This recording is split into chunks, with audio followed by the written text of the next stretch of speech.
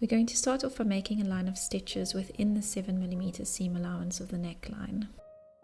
This will prevent the neckline from stretching out while we're handling the fabric. As you stitch, just slightly push the fabric towards the presser foot, and that way you're not pulling it away and stretching it out while you're stitching. You're going to stitch from each shoulder seam towards the center.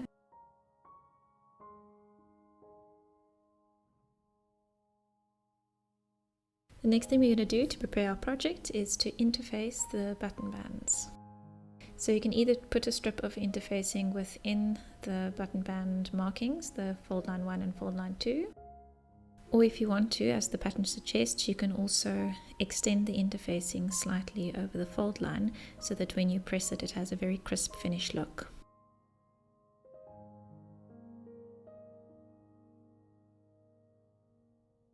This pattern uses French seams, which gives it a beautiful finish on the inside.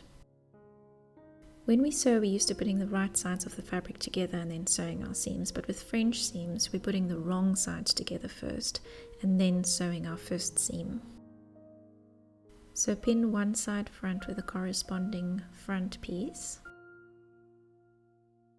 The fabric edges matches up perfectly from the bottom up until the first notch, and then from the notch to the armpit, you need to ease those two curves together.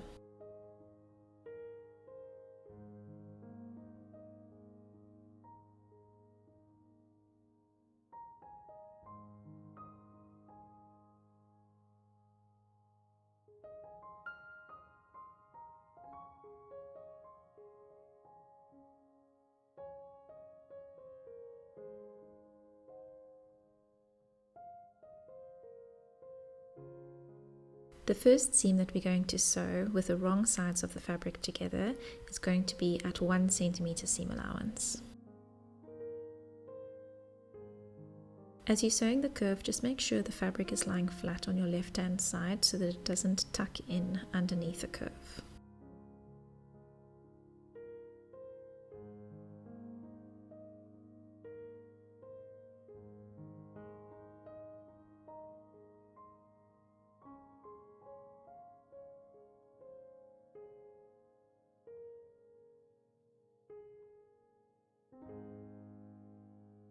Now, in order to do our final seam, which is going to be at 5mm, we're going to need to trim this seam allowance.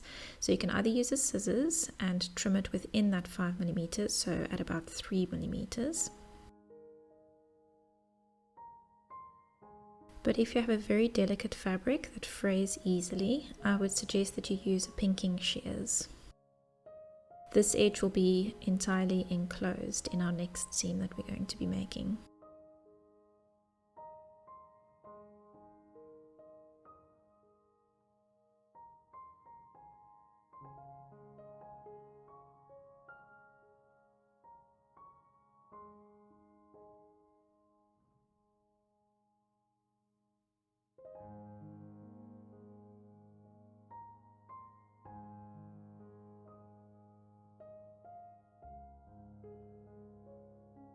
To get your seam perfectly crisp and flat, there's going to be 3 steps to pressing.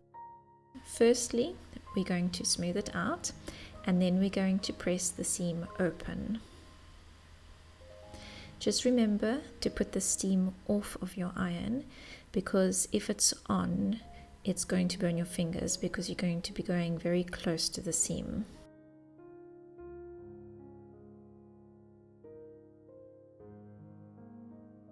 Because the seam allowance is so tiny, you can use something like an awl just to get you started and to get the first part flat. Then you can use the tip of your iron to just flatten it out as you go and press it open.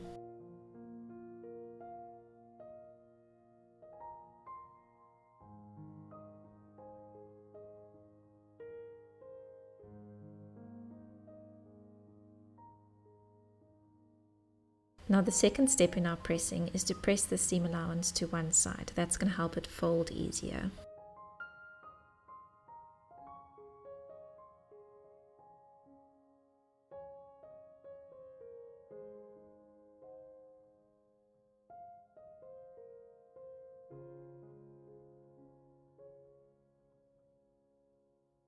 And then finally we're going to fold it with right sides together this time, and we're going to fold it right at that seam line and press it flat. Because your fingers won't be so close to the seam this time, you can use steam to set that.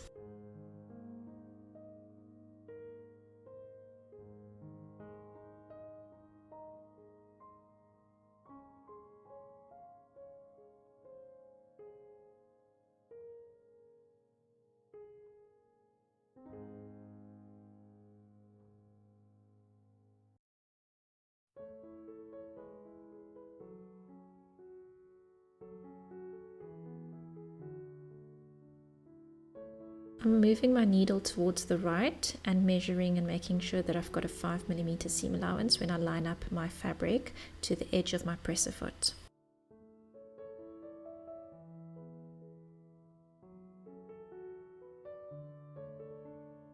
Now I'm going to sew my pressed and pinned seam at a 5mm seam allowance.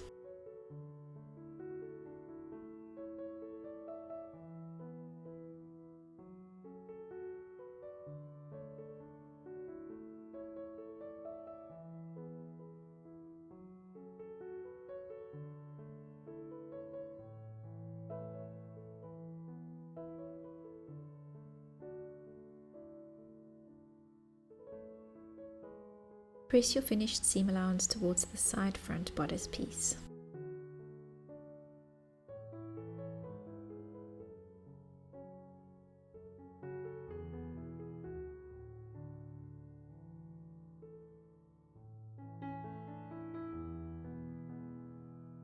And finally, using steam and a pressing cloth, you can press the right side.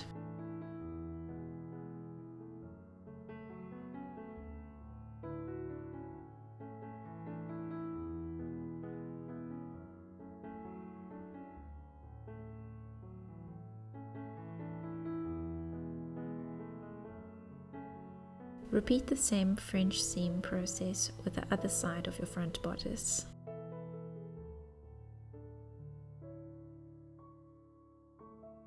Using the exact same steps to make a French seam, sew both the shoulder seams.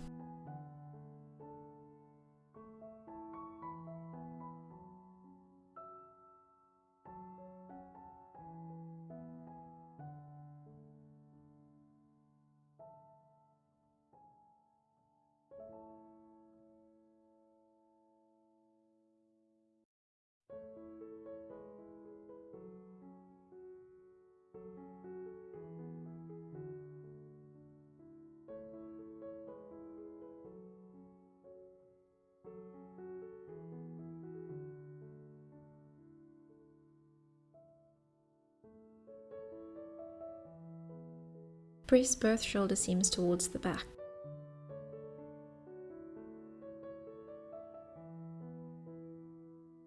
Fold your button placket along fold line 1 towards the wrong side and press.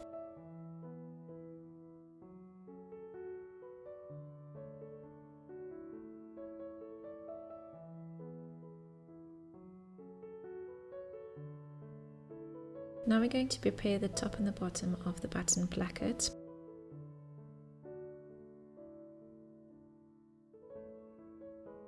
So we're going to take it and fold it at fold line 2 towards the right side of the fabric and then pin it in place.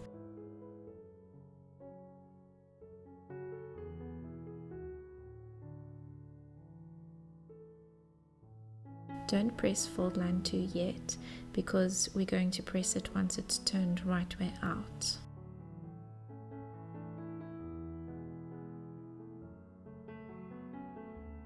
Pin the top and the bottom in this way on both your front pieces.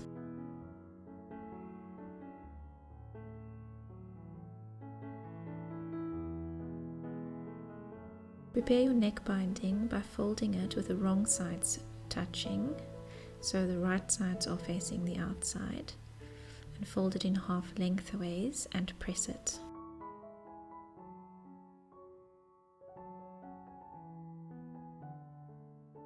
To sew the binding onto the neck edge, we're going to start about 1 centimeter away from the edge of the button placket, so where we folded it at fold line 2. So round about the middle of your interfaced piece, start off your binding there.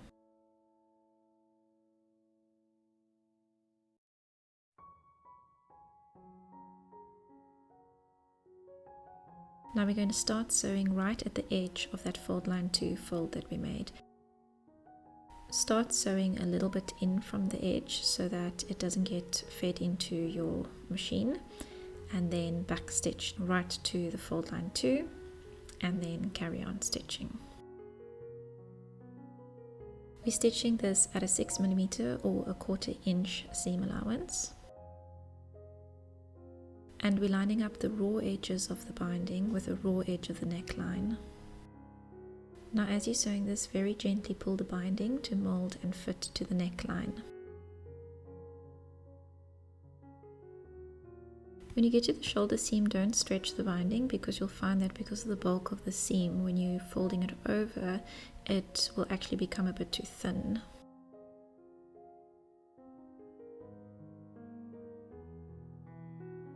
Now when you get to the end, just snip off the extra binding so that you're finishing off the same way as what you started, where the binding ends about halfway between fold line 1 and fold line 2.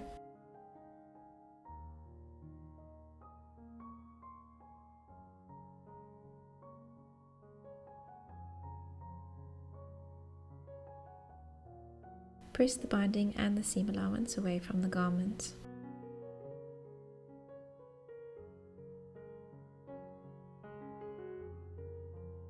Now we're going to understitch the neckline, which means we're going to stitch the binding to the seam allowance very close to the seam edge.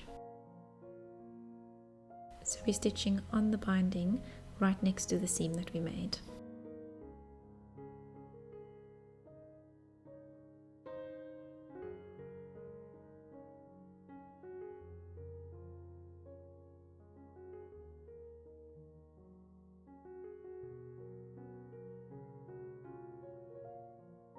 Now we need to snip the corners on the top of each button placket.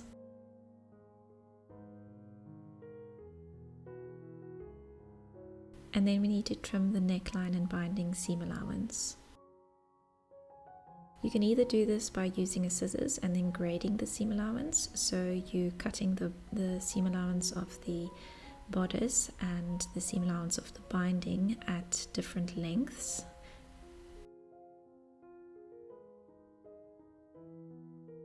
And that makes it nice and flat and not bulky. Or you can once again just take your pinking shears and then trim all of the seam allowance with your pinking shears.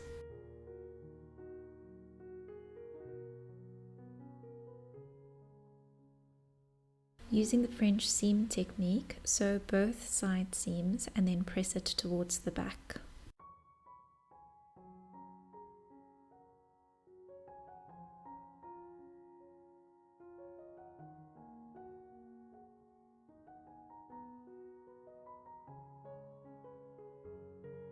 Using your longest stitch length, sew 2 lines of basting stitches between the circle markings on the sleeve caps.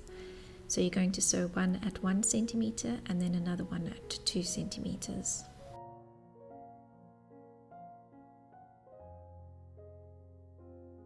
French seam the underarm seams and then press it towards the back.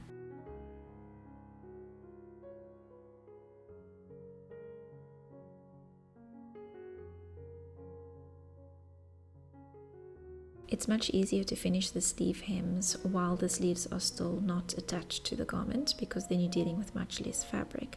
So we're going to be doing a basting stitch with your longest stitch length at 1.5 centimeters from the raw edge of the sleeve hem. Then we're going to press the raw edge up towards that basting stitch, and using the basting stitch as a guide, we're going to press it up once more. You can then sew your hem close to the edge. And finally, you can remove the basting stitches.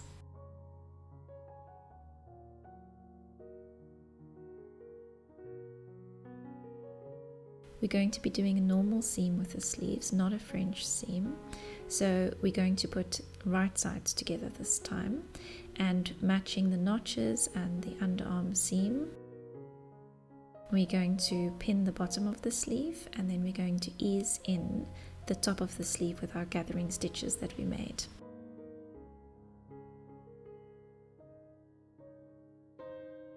So just take one section at a time.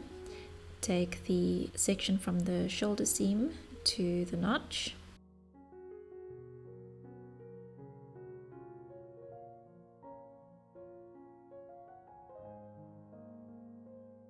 And then pull the bobbin threads of your basting stitches so that you gather up that piece. Once the sleeve fits the armhole properly, you can take those bobbin threads and secure it onto a pin, and then you can take the gathers and evenly distribute it.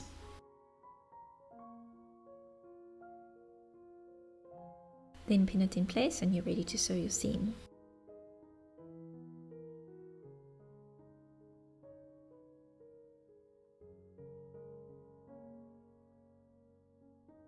Starting at the underarm, sew all the way around using a 1.5 centimeter seam allowance. And then when you get to the gathering bits, you can just use your pin or an awl, and you can ease the gathers and just make sure it's lying nice and flat as you sew it. You're going to be sewing in between those two lines of stitches you previously made.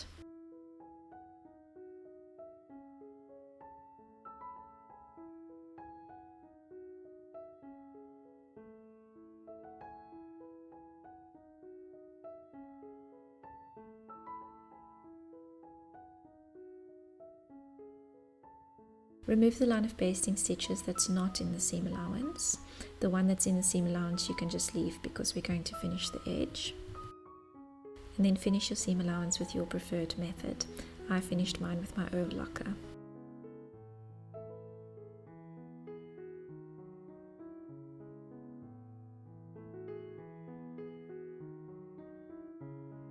To make one long ruffle, we're going to sew our ruffle pieces with one short end together.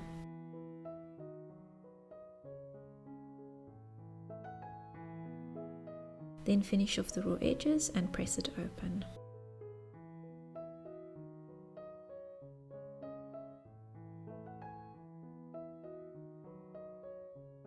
Press one long and two short ends of your ruffle up at 1.5 centimeters, and this will give you a crease.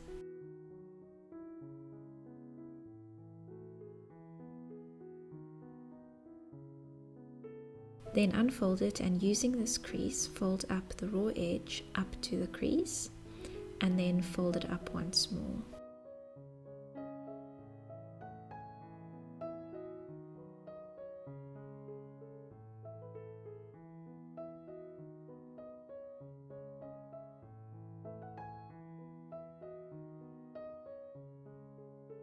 To make neat mitered squares on the bottom corners of each side of the ruffle, we're going to need pins, a fabric marker of your choice, and a small ruler.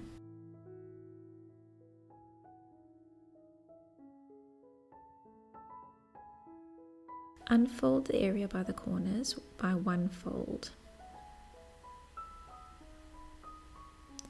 Then take your ruler and measure 1.5 centimeters from the corner up on each side.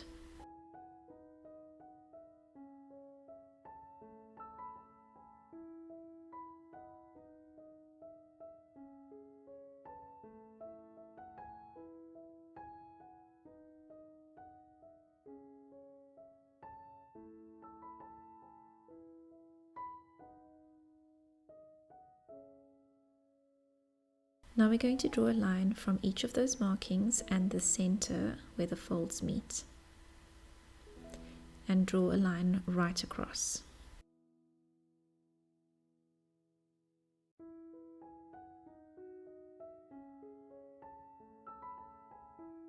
Now flip your fabric over to the right side, and then we're going to take the short end so that it meets the long end. We're going to place those together and fold the corner so that those lines that we drew meet on either side. Now you can place a pin in it, and then we're going to sew on that little line.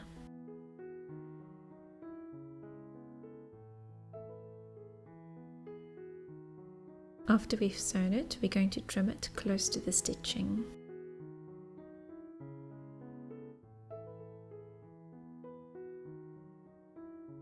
Then we can turn the corner right way out.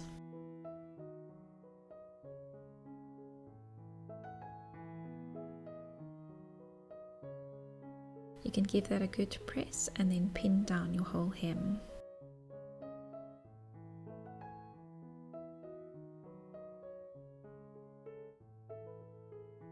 Sew down your ruffle hem close to the edge on the 2 short sides and 1 long side that you folded up. If you feel more comfortable doing so, you can do this from the right side. Your stitching will look a little bit neater, but I like to do it from the wrong side so that I can see the edge of my folds better.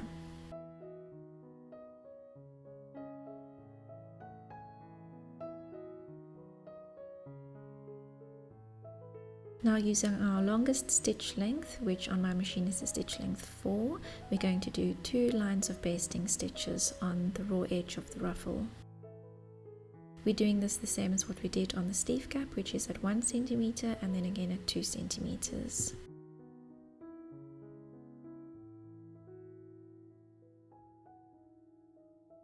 Now we're going to gather up that ruffle to match the edge of the bottom of our top.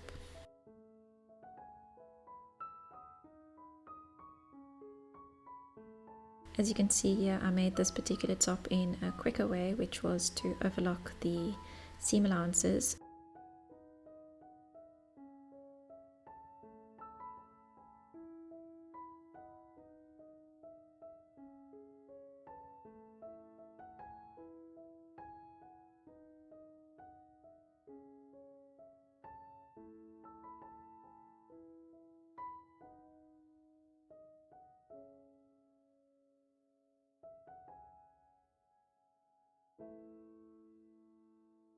We're going to pin the ruffle to the top with right sides facing each other. Match the start and the end of the ruffle with fold line 2. Match the join in the ruffle with the center back.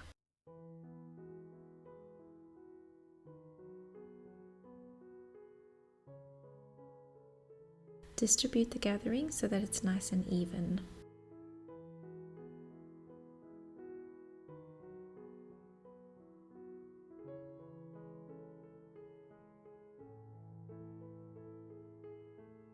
And then pin it in place.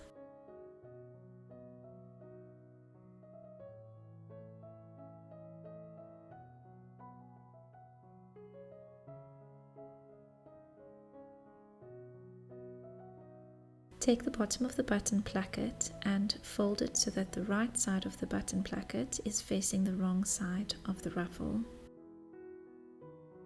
This will sandwich the end of your ruffle neatly inside your button placket. Pin it in place and you're ready to stitch.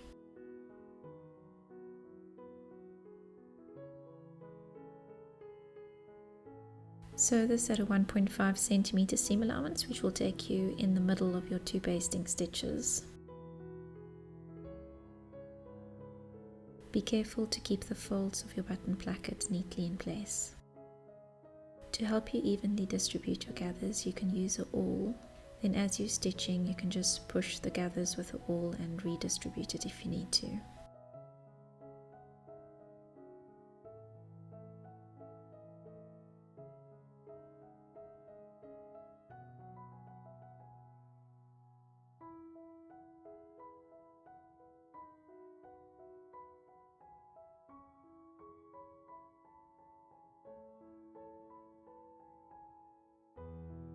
Finish the raw edge in your preferred method.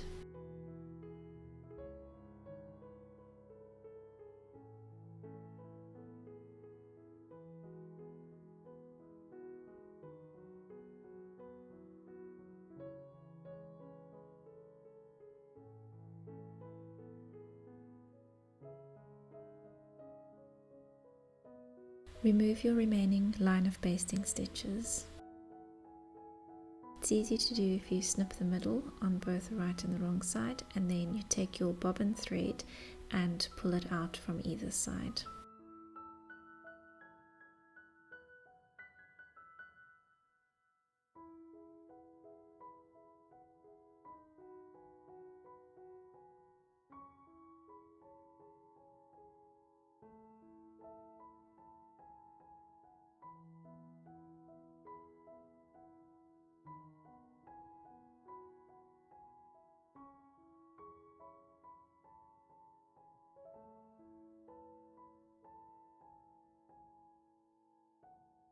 Now give your ruffle a good press, but you're going to be pressing down the seam allowance on the garment side because you don't want to put pressure on your gathers because it's just going to look very flat and crushed. So you just want to hover over with your iron and let the steam just sort of plump up the gathers and make it nice and pressed but not flat. It still has some bounce left in it.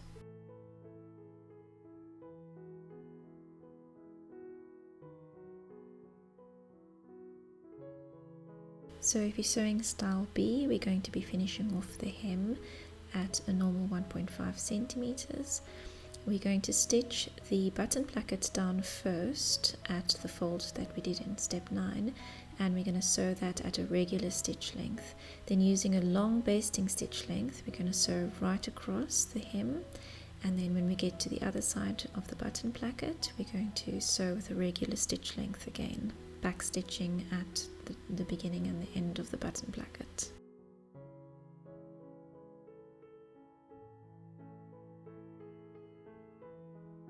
Press up the raw edge of the hem to the line of basting stitches, and then you can turn out the corners of the button plackets.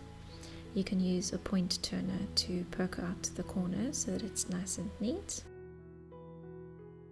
and do this with both sides. Then we can press the entire edge down. We can press down the hem, folding it up by the basting stitch line. We can press down the button plackets as well as the neckline, and then pin all of this in place. I like to use hem tape to fuse my button plackets down because I find then it helps it so that the fabric doesn't want to twist as I sew.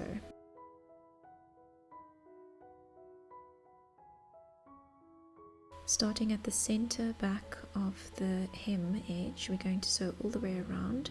So we're going to sew the hem, the button placket, all the way around the neckline, and then down the other button placket and finish off the hem.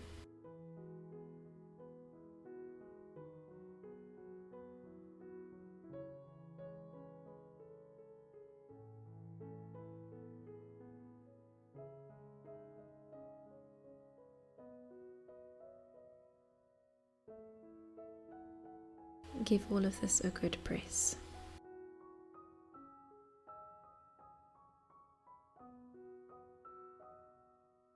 Using your particular machine's instruction manual, you can make buttonholes using the buttonhole template in your pattern.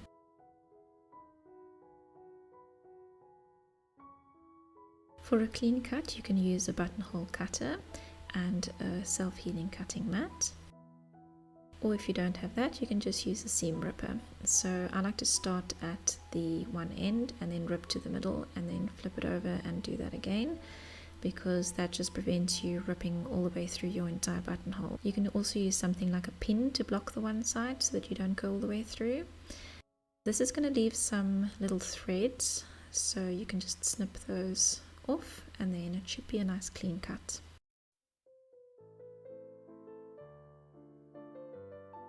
Now, last but not least, we're going to be sewing on the buttons. You can use something like this, which is a button spacer, and you can put it underneath the button as you're sewing so that it gives some space underneath the button for the other placket to fit under. You can just use whichever setting is about the thickness of your button placket. Different fabrics are going to be different. Now, to start off with, you can mark where your button needs to go according to your buttonholes, and then you can put the little knot of the thread on this side where the button is going to go, because then it makes the back side look nice and neat because your button will hide the little knot.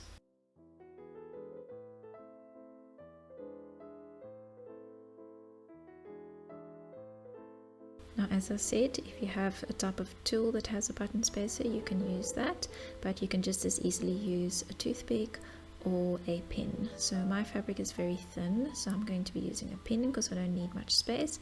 But if your fabric is thicker and you need to have a bit more space for your button placket to fit underneath your button, you can use a toothpick and that'll give you enough space.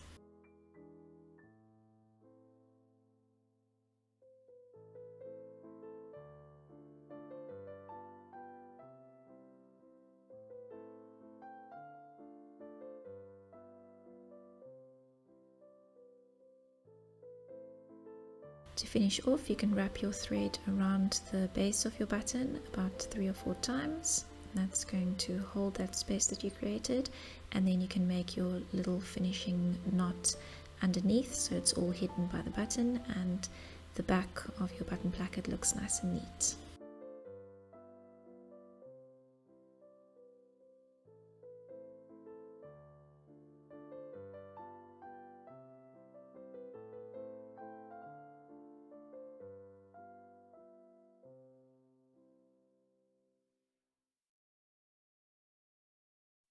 Thank you so much for watching. I hope you enjoyed this tutorial, and I really hope you enjoy your finished garments.